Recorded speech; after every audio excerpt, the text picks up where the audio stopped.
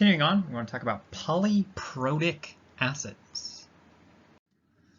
So poly means many, protic means protons. So polyprotic acids are molecules that can donate more than one H+.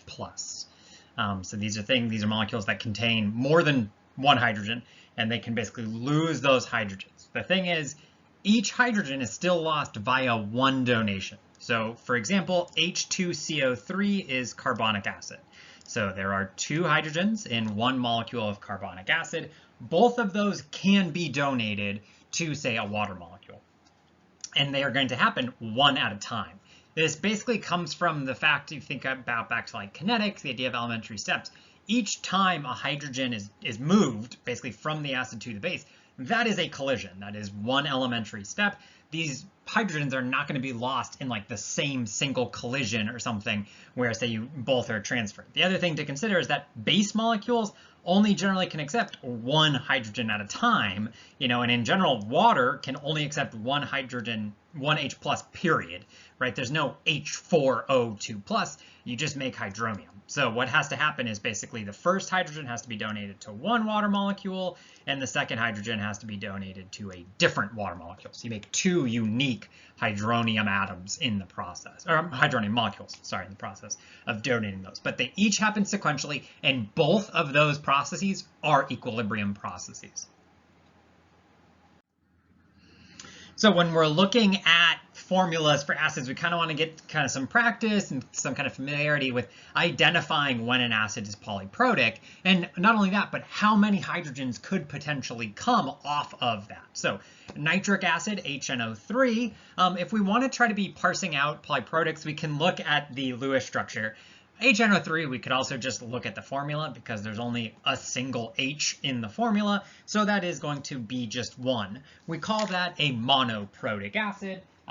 That's, everything we've been dealing with so far for the most part has been monoprotic or been talking about those ideas. So that there's a single H on an HNO3 molecule, and that can come off in that way. Phosphoric acid, H3PO4. When we look at that, we would think, hey, we can probably lose 3 hydrogens, and that is consistent with looking at the Lewis structure. There are 3 hydrogens that are attached to oxygens in this molecule, and basically each of them can be lost sequentially. Again, they're all going to be lost one at a time, making each time a new conjugate, that can then also continue to lose those hydrogens. CH3COOH, we can see we do have more than one hydrogen in this formula, but only one of these is an acidic hydrogen. And if you remember, when we're dealing with organic acids, this COOH is indicative of that molecule being an acid, and the hydrogen in the COOH is the acidic hydrogen. That is the hydrogen that can be donated as an H+. The hydrogens that are attached to carbon are not going to be donated as H+. And in fact, hydrogens bonded directly to carbon are never acidic. That's just that bond is not going to break in that way. You'd be left with a C-, which is not very stable. And so that bond's pretty strong. It's just not going to break. The barrier is really high. One of the things, if you remember, acid-base chemistry is really fast. That barrier is really high to break a CH bond. So that's very slow chemistry. But the OH over here that we're dealing with here, that can break and donate as an H+. So we can always, the chemical formula can be a little misleading sometimes, but that's also one of the reasons why we write organic acids with this COH part to highlight that's the acidic hydrogen. For water with H2O, when we look at the molecular formula, we may think, hey, there's 2 hydrogens here. Those could definitely go. At this point in time, that's just something you need to know, that even though there are 2 hydrogens in water, you're only going to ever lose one as an H+, right, and turn it into hydroxide. If you remember, we said hydroxide was never an acid. That was one of the first things in chapter 14. Still the case. The first hydrogen can go, and the second hydrogen is not leaving hydroxide. You're not gonna, that is not acidic, just like we had with the carbons. That's just the barrier to break that bond is very, very high. It's just not gonna happen. Because the deprotonation of polyprotic acids happens in sequence, you really can kind of think about it as functionally different acids each time. So phosphoric acid is H3PO4. So we have H3PO4, that's our starting acid. Overall, there are 3 hydrogens that can come off of that, and they come off one at a time. So the phosphoric acid donates to a water molecule, making a hydronium, and you produce dihydrogen phosphate. H2PO4 is the conjugate. That H2PO4 can then come in, and now that is the acid. Okay, so that is the acid. It can donate to a separate water molecule, make another hydronium, and then you would produce hydrogen phosphate, which can be, again, another acid, donate to another water molecule, make another hydronium, and you get phosphate in the end. So these are 3 distinct processes, and we can think of these as there being 3 unique acids that we're starting with. And so those acids are going to each be characterized by their own Ka, right? The Ka being the equilibrium constant of when they react with water. And as you take more and more hydrogens off, we can see that this Ka value is decreasing, right? We start with 10 to the negative 3. Phosphoric acid, H3PO4, is a decently strong as far as weak acids go, right? 10 to the negative 3rd, that's not bad. That second one is 10 to the negative 8th, and the third one is 10 to the negative 13th. That is about as weak as a weak acid can get. You can't get much worse. 10 to the negative 14th is the limit of how low you can go because that's water.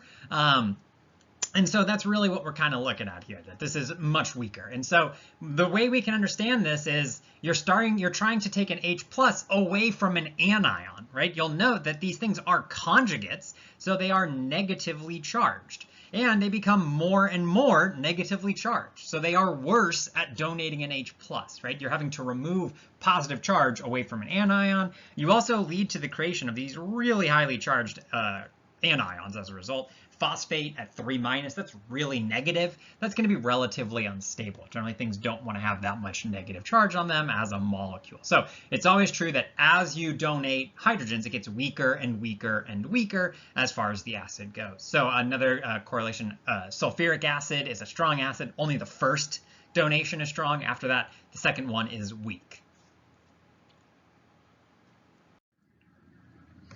So let's look at an example of what is the pH of a 0.25 molar solution of phosphoric acid, H3PO4. So we just saw the Kas. This is a case where I want to get the pH of a solution of acid. So, you know, it's a polyprotic acid, but I'm only going to be dealing with them one at a time, right? I have one donation at a time. I'm going to be creating some hydroniums, and the Ka, I can look it up for phosphoric acid for just the first deprotonation. You'll note there's the 1 there to denote it's the first one, 7.52, 10 to the negative 3rd. Okay, so this is going to be a weak acid. So the process of determining the pH is going to be, I'm going to need to use an ice table. It's going to be set up like my general ice tables for these solutions, for weak acid solutions. The shift is going to be to products. I'm going to make my H's. My Ka is going to have the same general form that we've seen for all acids. We can plug our values in. We can solve for X. You actually cannot use an approximation, so you got to use a quadratic formula. I'm not going to make us do that, but you do have to do that. But you can figure out what the equilibrium concentrations are. You can figure out that, you know, it's 0.04 molar for hydroniums and for the H2PO4-, and 0.21 is left for the H3PO4. Okay, so if you are given this, you can figure out just using what we've learned previously about weak acid pH. So nothing too crazy on this one. And yeah, you can figure out the pH would be 1.4 from that hydronium.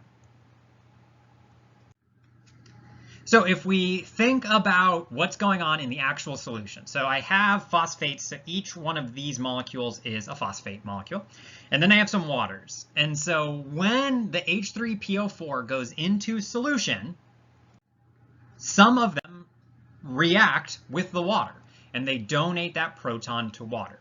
And the ratio is for every 20, so the ratio that is shown here is accurate. For every 25 of the original molecule, so here's the original molecule, for every 25, 4 of them donate an H plus to water, becoming the conjugate, right? Becoming the H2PO4-. So that's how much of that is created. So now I have this new acid, this H2PO4-, that can lose a second hydrogen. So this is where polyprotic acids are different and unique from what we've seen previously with monoprotic acids. H2PO4- was created in the first reaction, and this can now react with water to make more hydroniums. I have an equilibrium constant here, it's 10 to the negative 8th, so it's a weak acid process, and I can work through this process. You'll see one of the things though, this is a much lower Ka than the initial K1 that we saw for phosphoric acid just a little bit ago. So we would expect that this acid is weaker. It will have less of an effect on changing the pH. When we go to set up the ice table, one of the other things we can note is that the initial concentration of hydroniums is not 0. It is 0.04. Right? There is already some hydroniums that have been created due to the initial deprotonation of my H3PO4 molecules. You'll also note I have a lower starting amount of my acid here. So that means if I have it's a lower concentration, there's fewer possible H3O+ to make. There's already some product, so the shift to reach equilibrium will not be as strong. It won't be as big of a shift. We can go through and solve all of this. The Ka looks different, but we can solve it, and we end up getting that X is equal to 6.23 times 10 to the negative 8th. So if we think about what we really care about for pH is how is the hydronium concentration changed? So we had an initial hydronium concentration, right? It was 0.04, and we are adding 6.23 times 10 to the negative 8th. Functionally, we don't change it, right? It is still just 0.040 molar for the hydronium concentration, meaning the pH is still the same. So the purpose of this is to show that because subsequent, right, it's a sequence of deprotonations, because the second or third deprotonation is so minimal, right? It's a weaker acid. There is less of it. There is already some hydronium, so the shift to reach equilibrium is smaller. All of those things work against it such that anything after the first deprotonation doesn't matter, right? The pH was 1.4 after the first step. If you just had ignored this second step, solving this requires more work, and our answer hasn't changed. What is the pH of the solution is still just 1.4. So yes, there is really some tiny concentration of this, 10 to the negative 8th molar, but it just doesn't matter at this point in time because it doesn't affect the properties of the solution. The first deprotonation has really affected it, and the second and the third, that does really happen in solution, just isn't going to be noticeable as far as the pH goes. So we had this kind of depiction we showed that I started with 25 molecules. For every 25 H3PO4s, I made 4 H2PO4-. If I wanted to maintain kind of the appropriate ratio, I would make, for every 4 million H3PO4s, I would get 1 additional hydronium ion. And so that's where you can see that that secondary deprotonation just really doesn't matter when you're dealing with this. So whenever you are trying to figure out the pH of a polyprotic solution, you only need to deal with the first deprotonation. Yeah, so you can almost always ignore it. Anything beyond that first deprotonation, because that second deprotonation is going to be weaker. You have a lower starting concentration. There's already some hydronium. Also, one of the things about log is because you've already moved the pH to something like 1 point something or 2 point something, you have to remember log is a times 10 scale. In order to go from, say, pH 2 to pH 1, it has to get 10 times more acidic. And that's just going to be hard to do when the solution is already kind of acidic. It's really easy to get 10 times more acidic than pH 7 because it's not very acidic at all, right? So you can get those kind of moves. So you don't need to worry about that when you're dealing with something. Now, if you started only with H2PO4, then that's the only acid in solution, and then you would have to deal with that. You would have to deal with that deprotonation.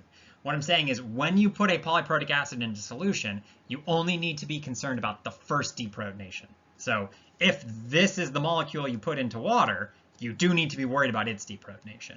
It's going to be enough to affect water because all of these things won't be true, right? Because there's nothing else in the water at that point in time. You're going to make some hydroniums and affect the pH.